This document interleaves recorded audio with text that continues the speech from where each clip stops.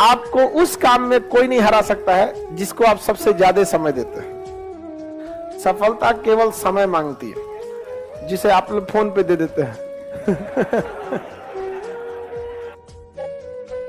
तो आप जिसको जितना समय दीजिएगा वो चीज आपका होके रहेगा, बस और कुछ नहीं चाहिए। पढ़ने में तेज है, बैकग्राउंड का, जो लड़के कमजोर होते हैं ना, सोचो कम टाइम देते हैं सब।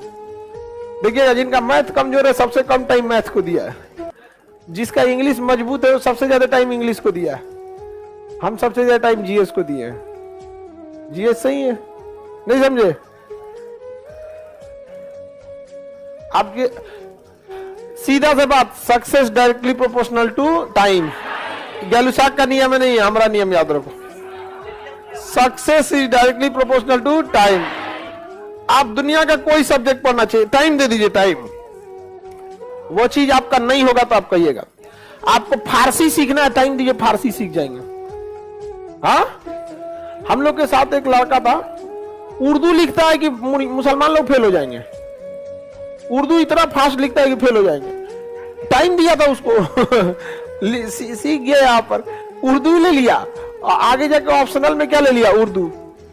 अमूमन उर्दू, संस्कृत, अब बताइए, अगर कोई मान के चलिए कोई आदमी उर्दू ले रहा है और मुस्लिम लोग थोड़ा सा इजी होते हैं ना, उसको ले लेना है यहाँ पे।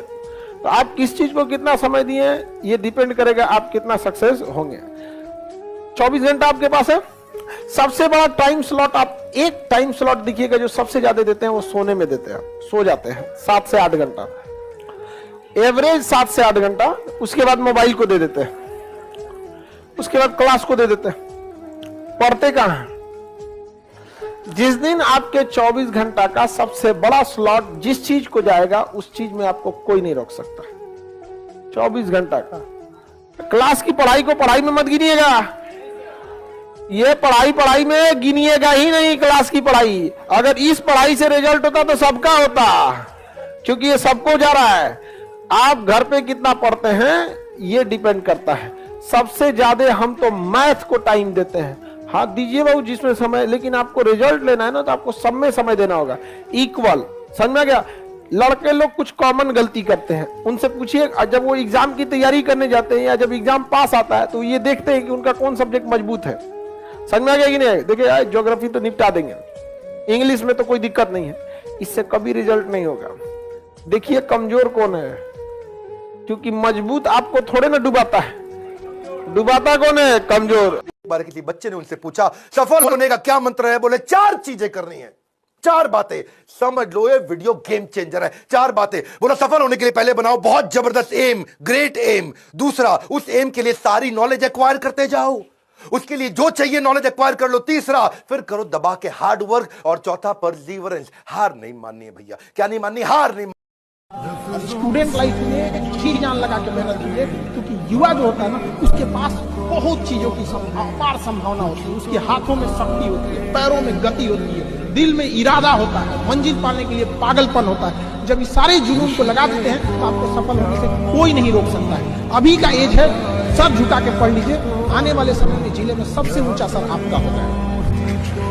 याद रखिएगा, जिंदगी एक कलम की तरह है, एक कलम की तरह है। इससे पहले कि इसकी स्याही खत्म हो जाए, एक कहानी लिख दीजिए कि आने वाली पीढ़ियां उस कहानी को पढ़कर दोहराए। यहाँ पर समय जो है ना उड़ रहा है, उसका बहुत तेज है, उसकी रफ्तार बहुत तेज है।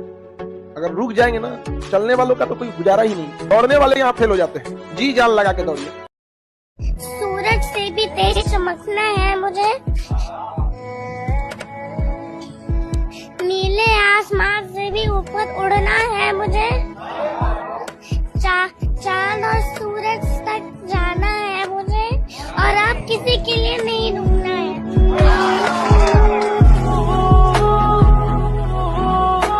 बेहतर से बेहतर होने का तलाश करें। मिल जाए नदी तो समंदर की तलाश करें। टूट जाते हैं शीशे पत्थर की चोट से, पत्थर टूट जाए ऐसे शीशे तलाश करें। जिंदगी का पाठ जिंदगी सिखाती है, रिजेक्शन सिखाती है। जब आप निकलते हो, आपको काम नहीं मिलता है, कामयाबी में समय लगता है, वो हर रोज जो सिखाता है वो किसी स्कूल या कॉलेज की किताब में नहीं सीखता। निराश हो, विफल हो तो ज्यादा परेशान मत होइए, इसमें आपकी भूमिका बहुत कम है। सफल हैं तो ज्यादा उछलिए मत, दूसरों को नीचा मत दिखाइए कम से कम। क्योंकि जिसको आप नीचा दिखा रहे हैं उसकी परिस्थितियां आपसे खराब थी, इतनी सी बात है।